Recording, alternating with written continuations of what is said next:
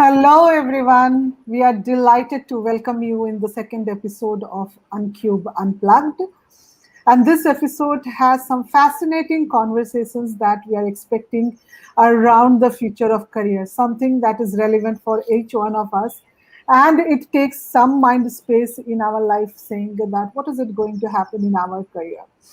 So we will first, I have with me a friend and partner in Unqbe, Dr. Shalini Lal. And Shalini is, of course, a thought leader when it comes to future of work. But she has her own deeper internal reflections around what careers mean, what careers should deliver, and how one should actually treat the careers. So without taking much time, I will, start the conversation by asking Shalini. Shalini, what is your perspective around what is happening around the world of career? And because there is a huge change that we are seeing in the world of work, and it is, I think it is the worst change, like over the period of time what we have experienced, at least in my career, I find that this is the biggest one that we are experiencing. So what's your perspective and what do you see happening around us? Oh, thanks, Papiya, and so delighted to host the Unqbe Unplugged with you. Um, we are entering, as you just said, a period of great discontinuity where we're going to see shifts that are bigger than any of us have experienced. And part of it means that it's quite exciting because we'll all have opportunities which we earlier never thought of. And of course, anything very exciting is also in equal measure scary because it means that now we're going to have to develop skills and develop an internal set of mindsets that we didn't necessarily need in quite that magnitude ever before. So I'll start with, some of the big shifts. And I know you're going to speak about a lot more about what's happening in the external world. So I'm just going to touch upon them because I want to speak about what it's going to mean for all of us in our inside world to be able to thrive in such a fast changing world. So what we've seen over the last decade or so, and we see we see that accelerating over the next decade, is the fact that organizations are going to become leaner and more technology driven. And frankly, they have no choice in this matter because that's so central to any organization's capacity to adapt, be responsive, and thrive themselves from a business context. But that also means that the traditional career paths that many of us, started off in our career with, or at least, frankly, even Papiya, this as HR people, we started off thinking that, we're going to do career mapping for people who join. And all of us have done these exercises, right? That this is the first level building block. You're going to learn this foundational set of skills, and then you're going to move on to, from an individual contributor to a manager, to a manager of managers, manager of function, business, etc., etc. So there was a fairly traditional way of looking at career journeys. And we thought of career journeys as largely being internal to organizations. So in a sense, the organization would provide this, roadmap or structure. And I know you would have experienced this. I know I experienced it in so many of my organization roles that people would come and say, tell us exactly how we can get to role B. We're in role A, how do we get to role B? What has changed is that the nature of role B is likely to be quite different by the time you get there, if role B even exists by the time you are ready for it. So because of the flux that we are seeing in the outside world, it means there's tremendous flux on the inside world. And organizational roles, therefore, are not the way they used to be, in the past, where you could sort of see, okay, you start with this position, then you move on to this position, and this is a sort of a career path. That has shifted tremendously. And there can be no better example than the jobs in HR reports, which came out last year. I mean, they're full of at least 50% of the jobs that are being predicted are completely new jobs. They never existed because they're all operating at the interface of, what's going to happen with technology and how technology is going to move the nature of jobs. So we have things like, roles that look at human machine collaboration. What is that going to mean? Roles that look at AI ethics in whatever employee selection, development, etc., across all spheres. So it's led to the creation of very, very different roles from any that existed. And of course, this is just a snapshot of what we saw last year. The fact is that as we move across the next several years, the snapshot itself will keep changing. So the kinds of jobs that are going to emerge are going to be ones we had not thought of. In fact, say the jobs which are going to emerge 6-7 years, we still haven't thought of. We don't know what they're going to be, but we just know that they're going to be quite different. And therefore, the traditional way of looking at careers where you could sort of see that this is going to be my next role, that's going to need A, B, C skill, and that's what I'm going to develop. That doesn't work in quite the same way, because those roles may not be the roles which exist, or they may not even be the roles that are exciting for us. So now, with that sort of long introduction into what is happening in the outside world that creates these changes on the inside, it means that now, as individuals, we really have to make a very conscious choice. And that conscious choice is, how active or how passive do I want to be in developing my own career?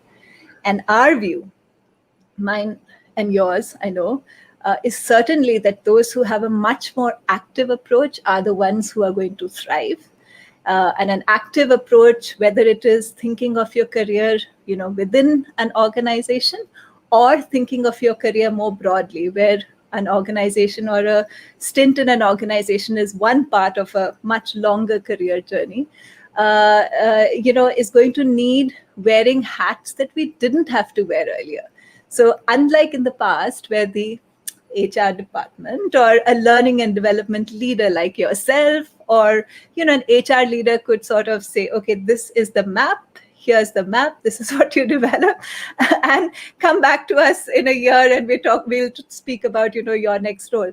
Now that's shifted. Now you have to wear the hat of being an explorer and an entrepreneur for yourself. And now your enterprise is me and my career. That itself becomes like a startup in a way. You're going to have to discover. It's a process partly of discovery, that, okay, what are going to be the new roles, and what do I really enjoy? What do I really enjoy? And how can I craft a career that has many, many opportunities for me to do things that bring out the best in me? And because of all this flux, that's only going to be a temporary answer. So we're going to discover something today and work on it for a period of time.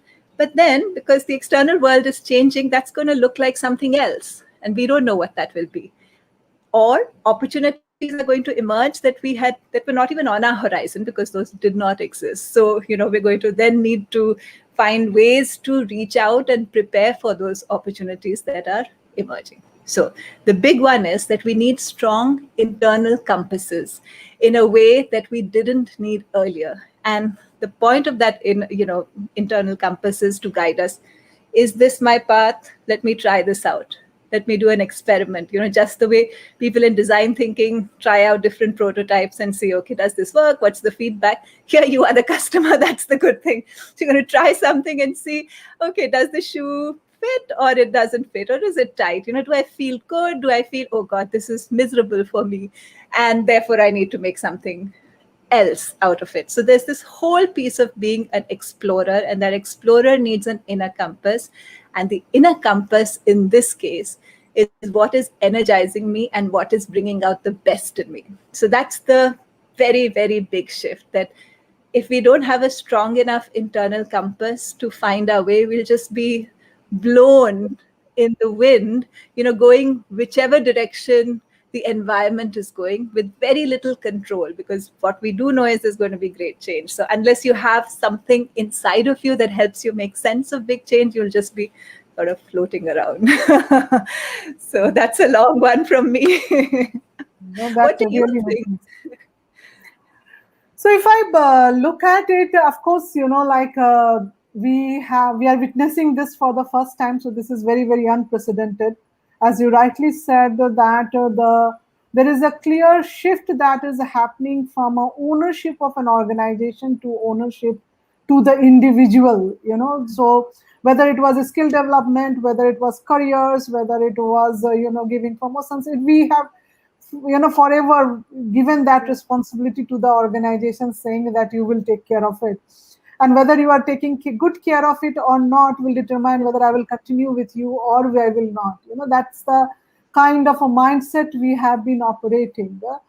But that is drastically shifting. That's like changing completely. So even if you look at from the holistic perspective, the careers have become really, really long now. If you're starting in 20s and going up to 70, so we are almost talking about 50 years kind of a career.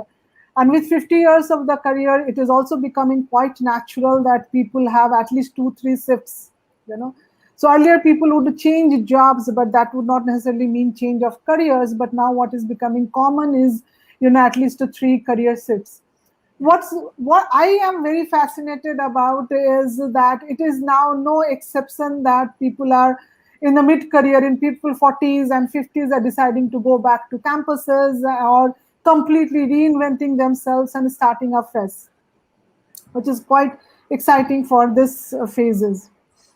Skills are changing at a fast pace, so it's almost making it imperative for survival that we do learn continuously. We cannot say that these skills we have or we are done for life and it will be good to hold us true for any circumstances.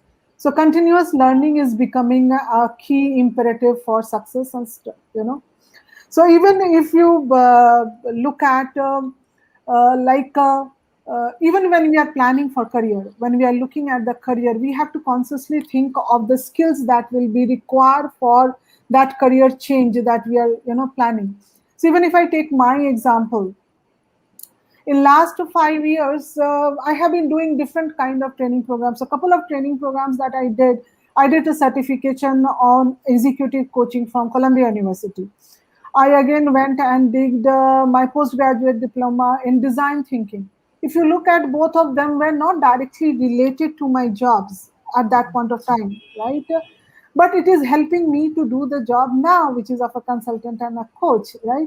So when you are building the skills, you have to think of what are the skills that you need for current career and what are the skills that you will require for future. And that thinking is becoming very prevalent. People have started taking ownership of skill development. And trust me, this is the best phase for continuous learning. In my more than 2 decades of career, I have never seen such a accessibility of learning programs. Sitting at home, you have access to the best of learning programs globally. So if you are missing that opportunity, that's a big miss, I would say.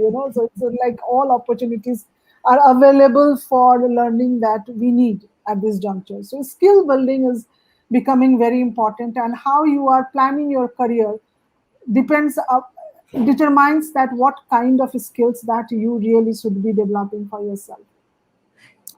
One of the common skills that is emerging and which is quite new, and it is going to be one of the key competencies of the future, is called hybridity, because the whole research is now showing the future of work is hybrid.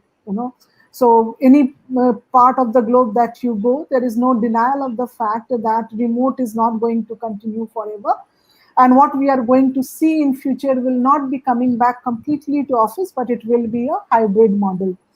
So to survive in the hybrid model of work, we will need to go through a massive change and build the competency which is called hybridity as a competency, right?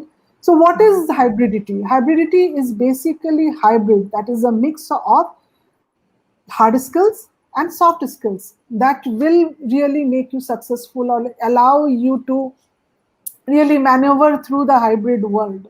So if I can say that you will require, like if you require hard skills of digital skills, but you will also require a power balancing skills like visibility, like maintaining your visibility in the organization, asking for right kind of resources from the organization, also networking with the right people within and outside the organization, having the relationship, deeper relationships at work, which are actually built virtually, and also looking at your power to influence the decisions that matter for you.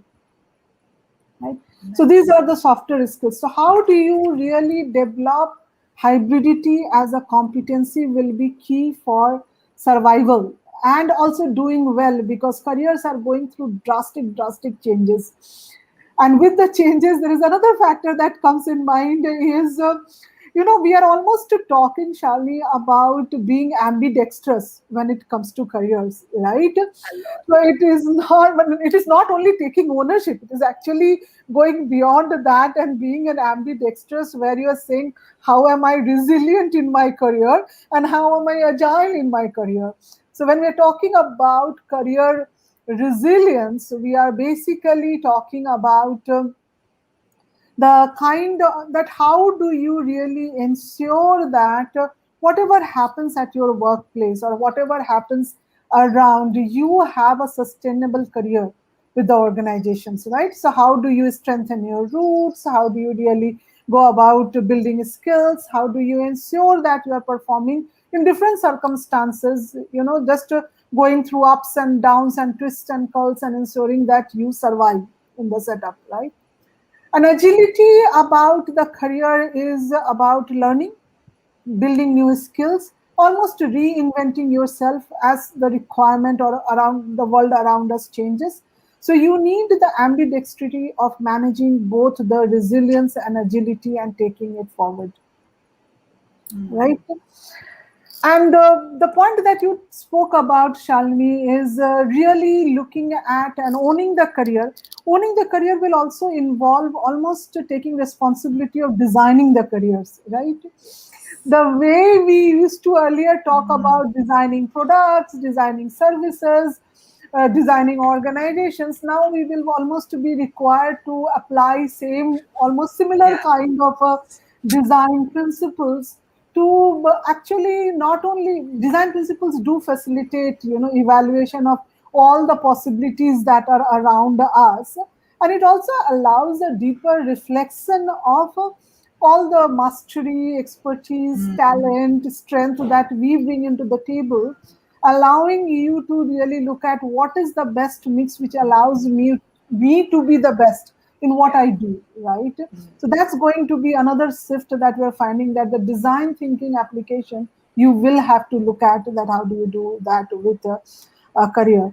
With that, I will actually come to an, like for this part, saying that the biggest shift is now nobody else is going to take care of your career. Whatever you have to do, you have to take the Yeah. complete ownership. So that's where I am. And Sally, one interesting question that we have been getting is saying that what is it that how important career is to life? And when we are talking Yeah. about happiness in life, what's Yeah. the kind of approach that we should be having? But before I go to you, I would request people to start sending their questions in the chat, so that we are able to address those questions. And Trisha, if you are around, you can also send the questions in the chat, so that we can take those questions up. Great question. So I think for me, I'll tell you personally, and of course, this extends to the work we do as Unqbe.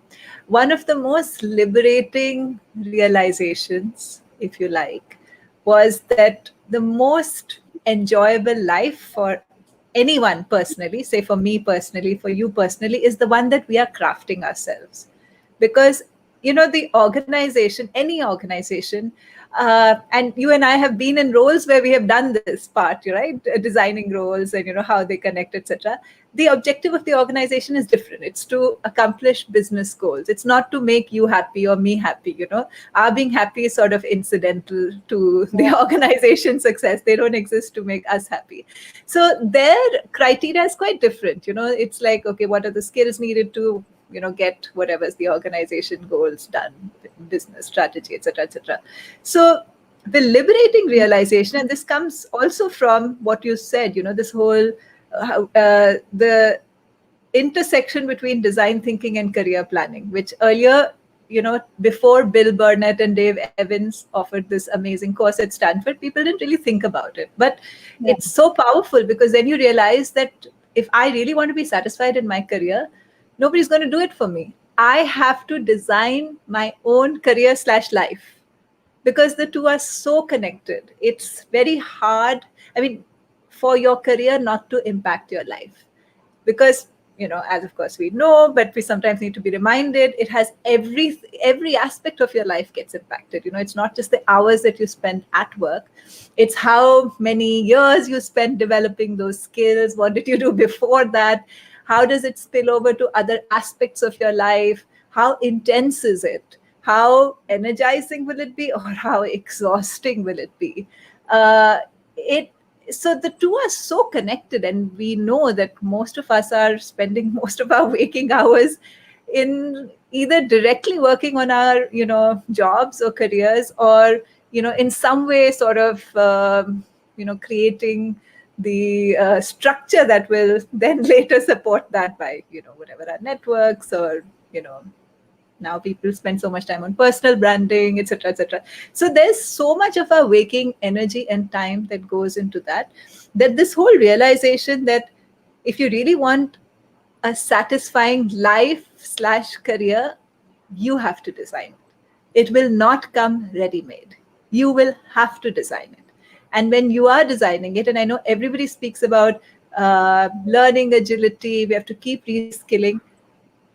The one thing I want to say, because I feel doesn't get enough attention, is that when you try things that are different, it's not a comfortable place to be. So, for instance, let's even take something as simple as the first time we go live on LinkedIn. Now we've been doing this for a long time, so it's an area we're quite comfortable at. But I'll share that I had the facility for LinkedIn Live many months before I actually went live. And because I didn't know how to speak into a camera, and I was so nervous about what's going to happen if I go live, that I would set a date, I would have my notes, and I would say, okay, this is what I'm going to talk about. And I would lock my room, create my workspace, everything would be ready. I wouldn't have the courage to press go live. I did this for 6 months because I was so frightened by the idea of actually going live, and God knows what will happen, and will I forget everything suddenly, will I suffer amnesia all of a sudden, God knows.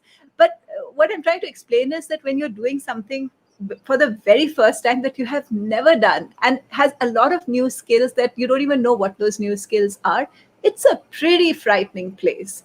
So our Future of Work show, just as a matter of complete trivia, emerged because I realized the only way for me to have to honor the commitment of going live a certain day is if I have a guest. Now, if I invited the guest, I will definitely show up that day. So that's why the Future of Work show took its format, the format it did of a talk show, because I would think I'm going to go live, and I thought I would go to talk about, topic A, topic B, topic C, but I never did it. And this is an experience which is important, actually. The experience of, being pretty nervous, because what you're trying is very different from anything you've done before. And of course, the live session is a pretty public forum. It's like, I sometimes think in my mind, it's like dancing in a mall. Like anyone can see you and, have a view on you. And some may not be that public, but the inherent experience we're all going to go through many times. And I think we need to get comfortable with that idea that if we are actually going to take ownership of designing our lives, our career, the way I think if you want to be really satisfied today, there's absolutely no choice.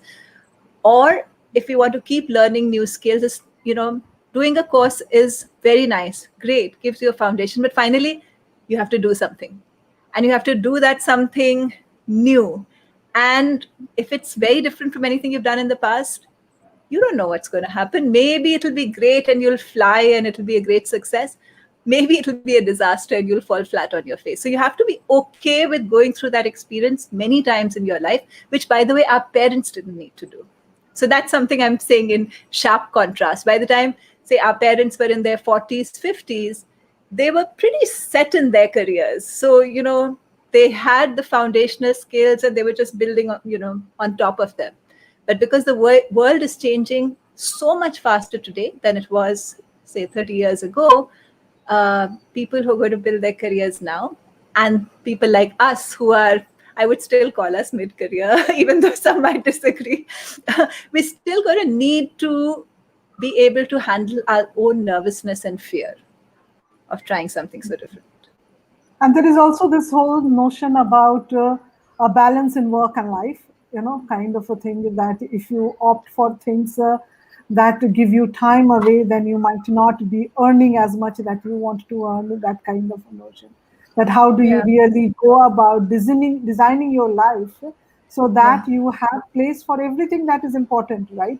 yeah, So while the financial aspect takes most of your waking hours, can you really be, mindful yeah, of other things that are important to you, your social, your family, your own self, your spiritual, and how do you really balance and design your life so that you are giving importance to each facet, so that the happiness is coming in, because most of us complain about the work taking most of our time and attention, but I think it is also important to reflect and see where is our mind, where are we giving maximum mental space, time, everything, right? Because when we are our attention is on the right thing, it just tends to happen. So it is to bring into your attention what are the things that are really important to you and designing yeah. your career and life around the same.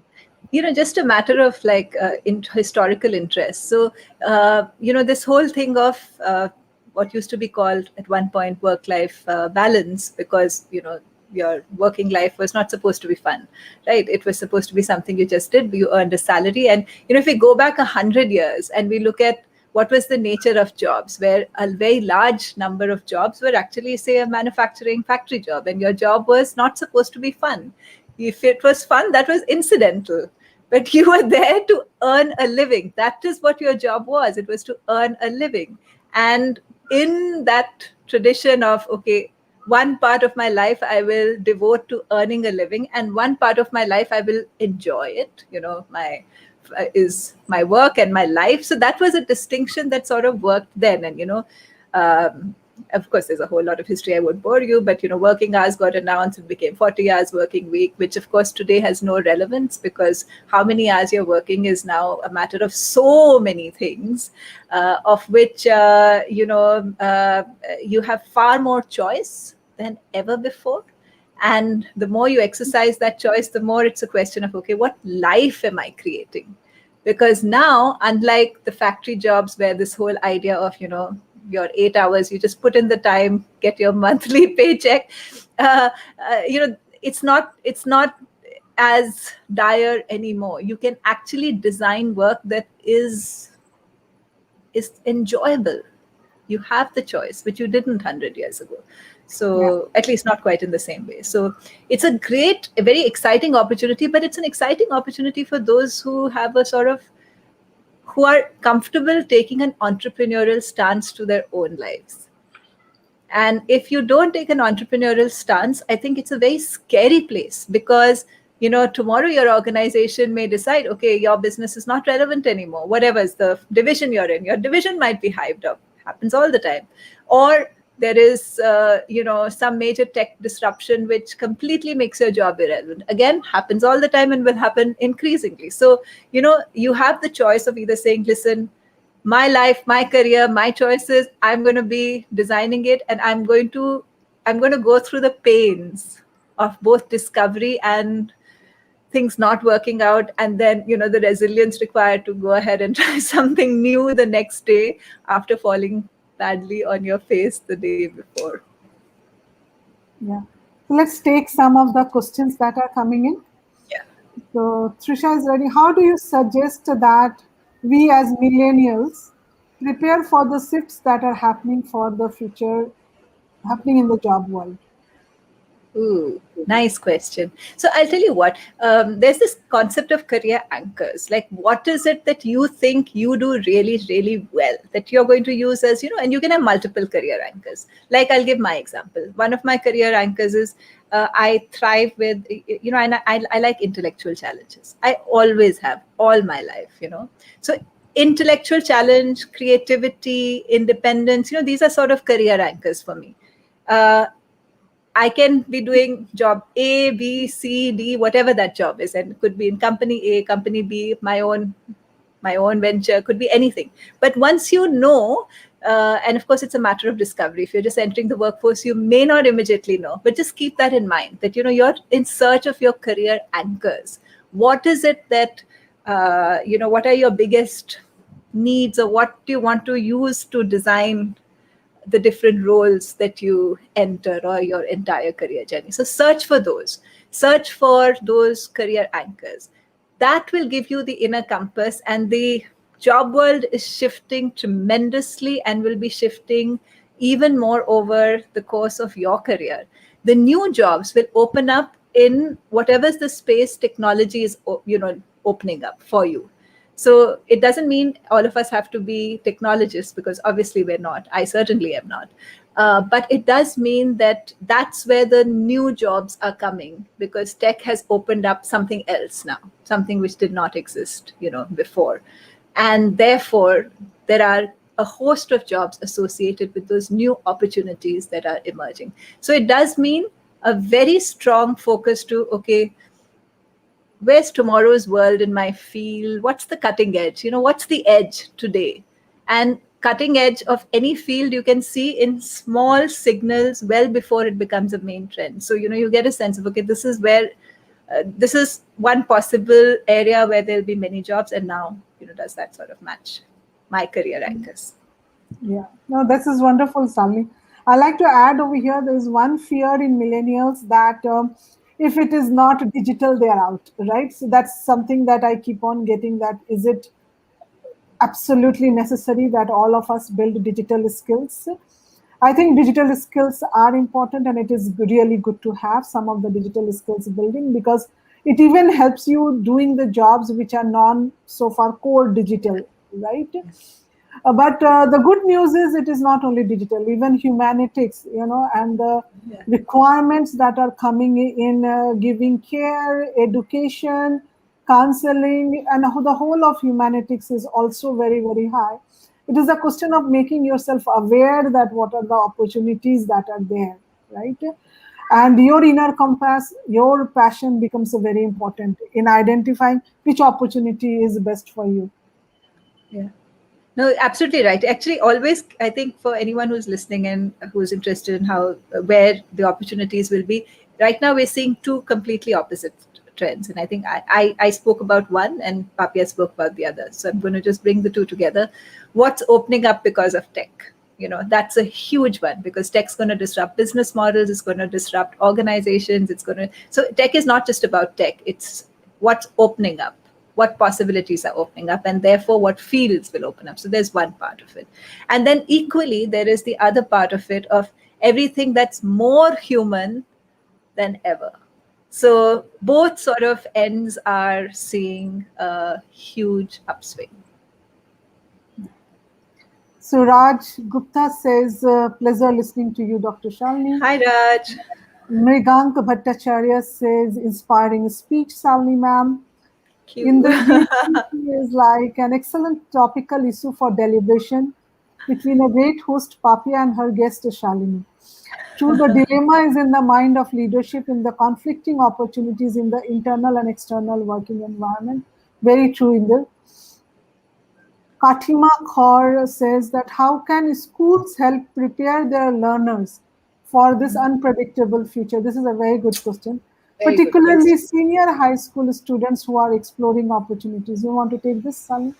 I would love to. Kitima, I think, so I'm going to give a view which you might even find a little cynical. So if we look at our traditional educational structure, right, what does it do really, really well? And I'm going to include it right up to the MBA, because I've spent 8 years in business school. So, I sort of have some feel for even up to business school education.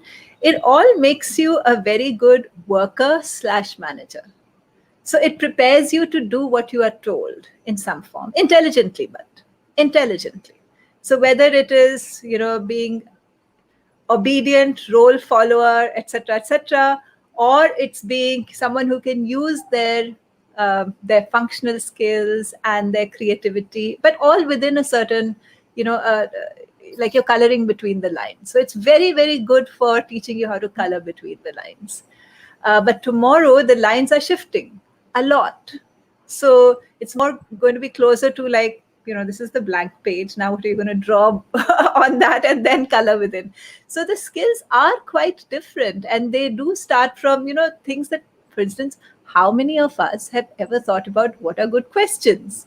We've only thought about how to answer something, but what are good questions to ask? How do we think for ourselves? How do we get to know, ourselves better? Because to thrive in tomorrow's world, we're going to need to do both. We're going to have a constant eye on the changing universe and map of jobs and skills, which is, by the way, Papiya's great specialty. And at the same time, we need a strong inner compass, neither of which education basically prepares us for. Classrooms, again, for the most part, many exceptions, but for the most part, thrive on doing as you're told, being obedient, following rules, etc., etc. But they don't teach you the other side. Question the rules, or create your own rules, or ask questions, or what are the best questions. So it's a huge shift.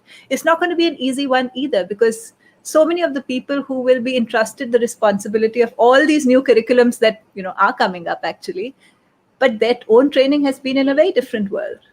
So they would first have to go through their own discovery process before they would be ready to actually encourage reflection and genuine questioning in people. So I don't think it's going to be an easy one at all. The whole school educational industrial complex, it's a creation of the last, whatever, 100, years in this scale. It's always been there in much smaller, but at this scale, because of rising literacy levels, etc., etc. And it's catered to creating a giant working population who is intelligent at following rules. Yeah. And this year, like most of the organizations had done digital onboarding of people. So this is the year where campus to corporate transition has been the most difficult one. Across, if you speak to the directors of the institutes, they will be talking about placements being very difficult. And even for the kids who have got their placements done, it is very, very, and I'm not talking about schools, I'm talking about, institutions which are higher education institutions. It has been because nobody prepared. I think at some point of time, the educational institutes will have to start thinking so-called hybridity, that how do we really prepare our students for that hybridity, because that is going to be the reality. The way we used to prepare people from campus to corporate transition, those programs, I think that we will see a shift. Yeah. I did read a comment, on LinkedIn. My daughter studied in Mirambika based on the philosophy of education of Sri Aurobindo, learned how to reflect at the age of 10. So you're absolutely right. They've always been in pockets, these schools. Mirambika is a great example, where they've encouraged much greater independence of thinking. We haven't seen enough of it. And it's actually that kind of independence of thinking, asking questions, reflecting, thinking for yourself, that's going to be needed tomorrow far more. But how do you use that and make it a mass kind of thing? I think that'll be really interesting to see. Yeah. Thank you for sharing. Thanks, Pradeep, for joining in. So Pradeep writes that it is amazing how Shalini and Papiya have set the backdrop with such deep thought and introspection in crafting work ethos for past and future of careers. Thanks. Thank It you, means a Pradeep. lot coming from you, Pradeep. It means a lot. You have been a guide, so it is wonderful to see this comment over here.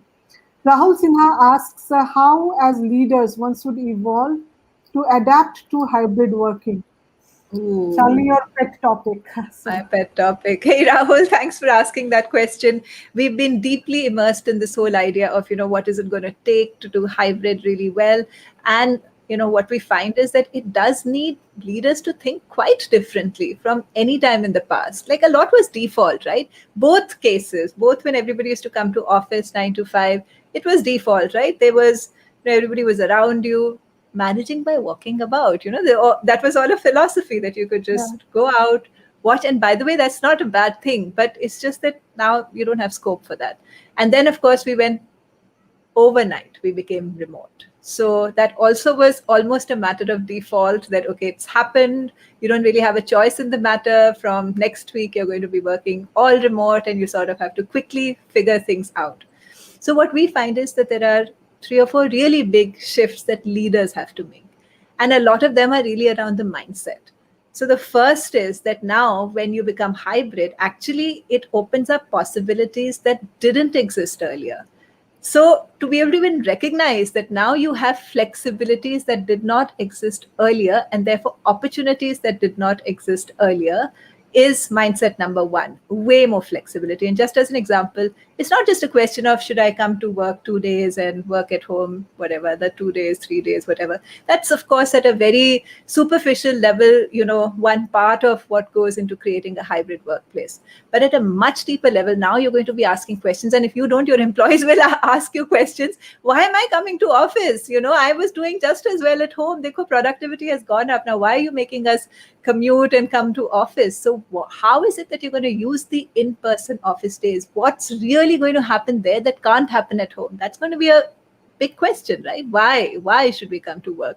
People are not so excited, having worked remotely and found it work quite well, not so excited at coming back. So you need the ability to understand what's so different about the different environments, what kind of work happens really well here, what kind of work happens really well together, how do I design that? Then as a leader, see, leaders are role models whether they like it or not. Everything you say or do is watched by everybody else, and everybody picks up their cues about what's important based on what leaders are doing. Doesn't matter what HR says. Everybody's watching the leaders.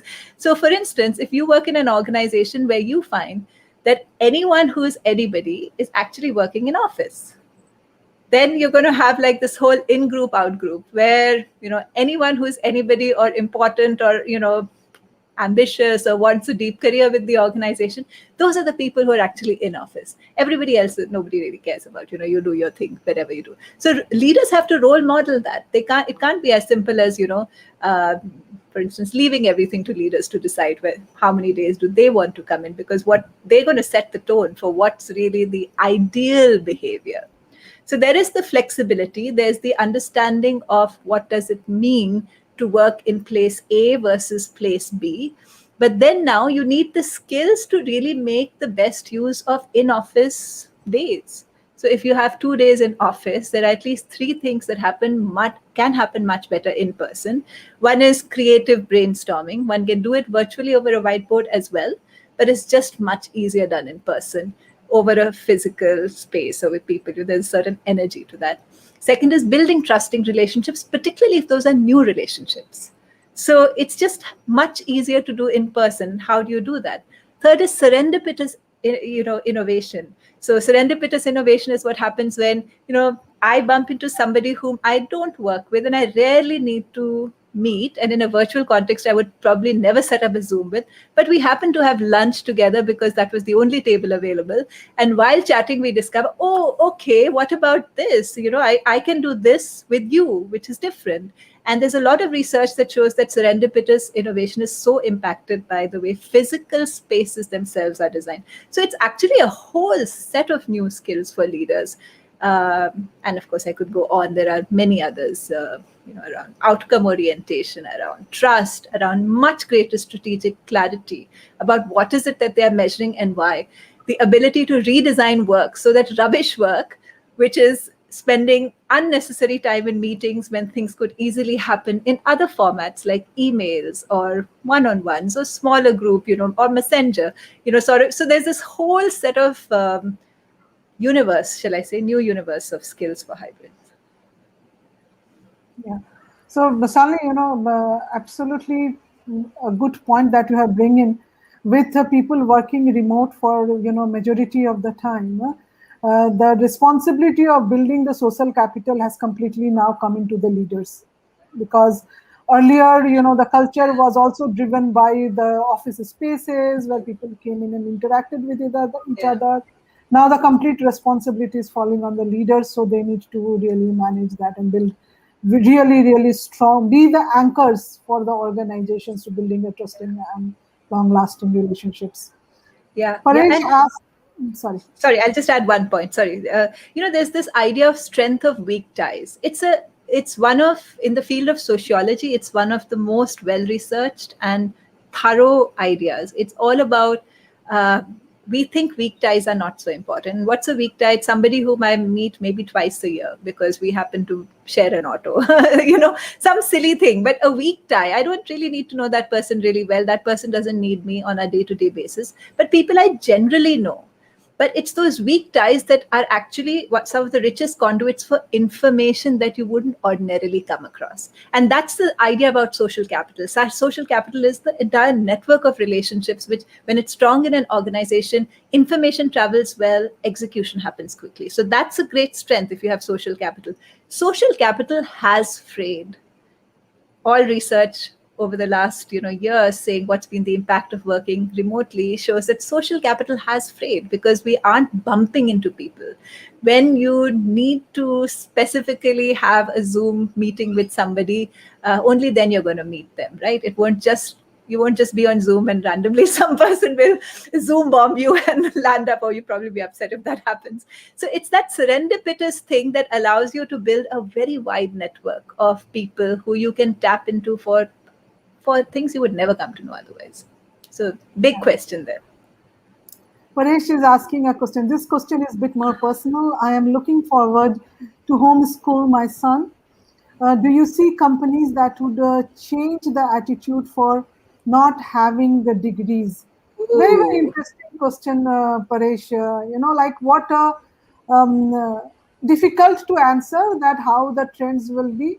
But one of the trends that we are certainly looking at is skills are becoming of paramount importance.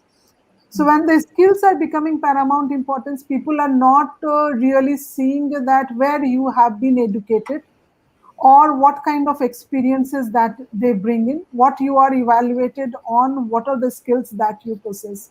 So that is the trend, and if this trend continues, we can possibly look at a place where people will not look from where you are, but what do you bring onto the table.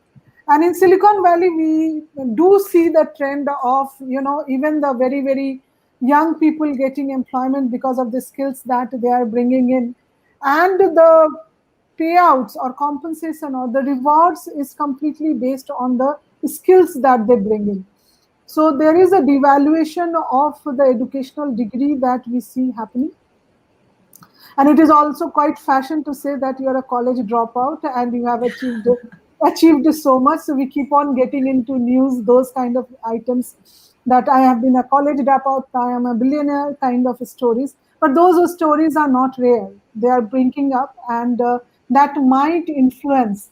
But I'm not sure whether at this juncture we can predict that it is a sure sort thing that is going to happen. But there is a trend that it is happening. Yeah, I think more than ever before, but it's still a small trend. Still a small trend. Yet, I think, if you're going to homeschool your son and you're going to do it with a lot of consciousness and awareness of, what does it mean to think for yourself and know yourself, you will be setting up your son for, success. It's true, the big companies, more established ones, are sometimes a bit slower to change. So maybe that's not where to expect the first few jobs. But there is this shift. So more than ever, but not enough, maybe. So Lalita says, very well articulated. Gagandeep Rana, I think she was your team member. Hey, It is Gagan. a pleasure listening to you and truly great experience working under your leadership in Scots. I'd like to know a little bit more about hybridity. What are some of the skills that organization must focus upon building when it comes to leaders? Empathy is one for sure. So, You go. okay.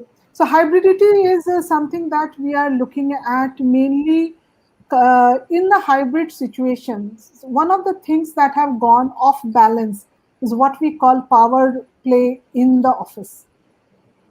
So every organization has a power structure, and there are people who hold certain powers because of their positions, because of the roles that they play, and because of the way they are inside the organization. But there is a big realization that the whole power structure has gone through a massive jolt during this whole remote working or a hybrid working. So in the hybrid working, what basically talks about hybridity is about balancing that power structure, and how does it really translate for a leader will be to build the balance. And how is that power getting reflected? The power is mainly getting reflected by your ability to influence the decisions. It is getting your ability to get all the right resources for your teams, because we are working in a scenario where resource is limited. So if you are a great leader with hybridity skill or a competency, you will be not only able to influence the decisions that are good for your team, but you will also be able to get all the resources that your team requires to succeed in the jobs that are doing, right? And hybridity is also about, when we talk about influencing, you will realize that in today's time, most of the influencing is happening through networking. So the bigger network that you have, stronger relationships that you have in network will determine what kind of an influence that you have. So networking is another skill that plays a lot onto hybridity. So more people in organization that you are networked with, and you have an ability to influence, that, and you have a deeper relationship to convince, that is what will make the leaders stand out for them, or even to deliver the promise that they stand out for. So hybridity is, will in my mind, like, will play in really coming out for a leader, saying what is the position that I hold inside the organization, and what is my sphere of influence that I can really stand for. Nice, very nice. I'm going to add two things, Gagan, because Papiya has given such a good explanation of, how to use hybridity to influence and get resources for your team. And that's such a big part of a leadership's role, which is, by the way, usually neglected. Nobody acknowledges, but it is a huge part, connecting your team with the rest of the organization, making sure it has the right resources, the right influence, etc., etc. But for your own team, there are three or four things. You need empathy, as you said, trust, much higher levels of trust, the ability or the capacity to have what we call immensely human interactions, because it's those immensely human interactions that are truly building the team. And those are of particular use for in-office days, so that people have the kind of trusting, collaborative relationships that are going to create innovation and agility. So understanding how to do this magic, of immensely human interactions to create that mix, that's a big one. And strategic clarity is hugely important, because if you think back in the day when people were in office, you just sort of said, okay, I'm going to go walk around, tell everybody what to do, and meet them 3 times a day and know exactly what's going on everybody's desk.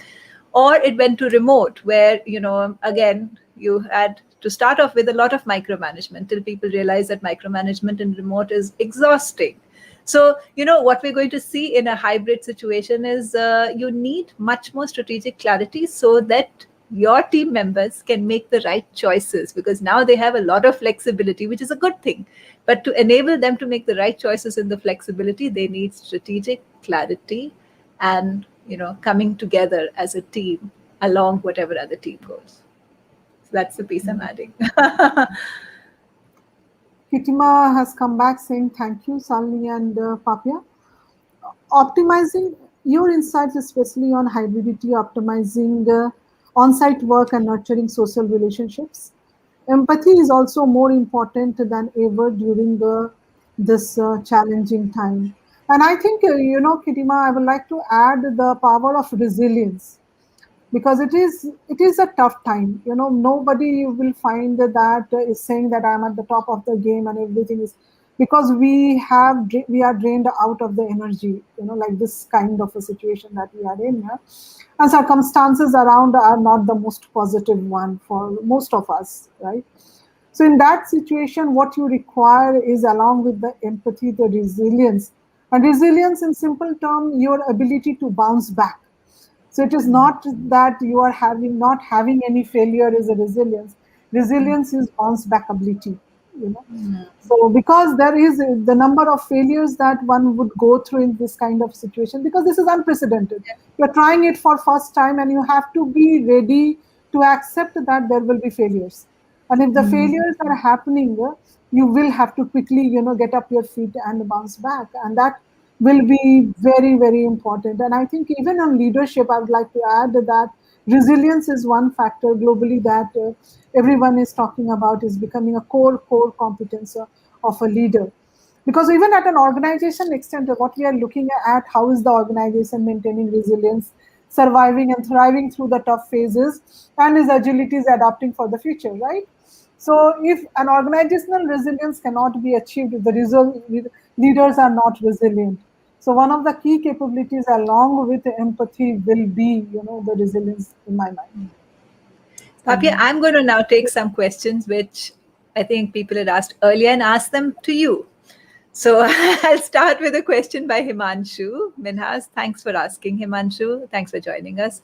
How can traditional and people intensive industries prepare themselves to incorporate and align roles to match career aspirations of employees? I thought it was a great question. yeah.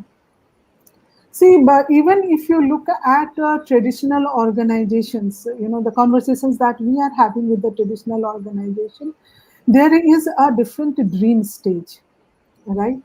So when we are talking about where are you now and where you want to be, like one of the things that we find that even traditional organizations are not outside the purview of digital transformation. Some kind of a digital transformation is happening. Even when we talk about their dreams of what is their relationship about people or how do they want to have their employee value proposition, they are changing. So it is not that the traditional organizations continue to stay where they are.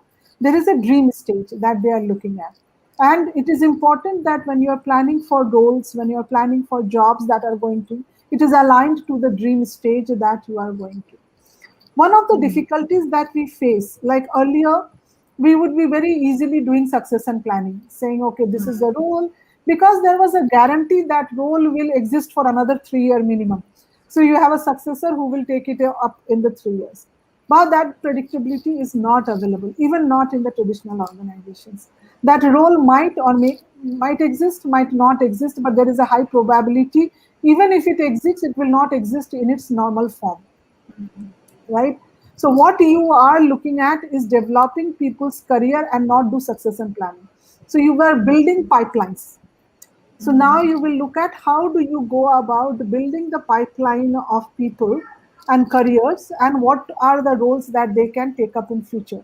So, and when you are doing that, quite naturally you will have to look at some of the skills. When you're talking about future and dream state, some of the skills that you will be looking at will be future skills, right? To give you our own example of human resources, right? In human resources now we are looking at AI. Human resources, we are looking at the whole data coming through robotics.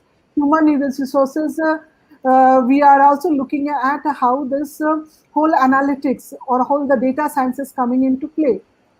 So while the function of human resources, even in traditional, continues to drive the requisite employee experience to build the organization and have your people enjoy similar kind of a value that the other organizations do, you will find the function is changing. And because the function is changing, you are incorporating some of the skills which we generally call the future skills. And that will happen across the functions. So, for example, even in manufacturing, in deeper manufacturing, now the control rooms are getting highly digitized, right? Yeah. So, from the kind of data coming in, the robotics is playing a very, very different kind of a role than earlier, which was very, very human intensive. Now it is becoming very, very digital intensive, right? So, this change of automation and digital, it's going to impact us, irrespective of what kind of industry that you are in. And what matters is always having a conversation saying, what is your dream state? And how do I prepare the organization to reach to that dream state? Nice. Very nice. Thank you. So I think we are almost at the end of time. We have time maybe for one last question. Should we take one? Yeah, what do you think hybrid or work from home sustain in long run? One Ooh. word answer. See, Hybrid. yeah. Even though there will be hybrid in different formats. So it's not going, I mean, the hybrid, when we speak about, the most common format is X number of days in office, Y number of days at home. But there are other forms, like there can be completely remote roles within that. They can be completely remote organizations, of course, as well, but we don't predict that that will become the majority. There'll be some, and our own organization is a completely remote organization. So we know both its strengths and its drawbacks.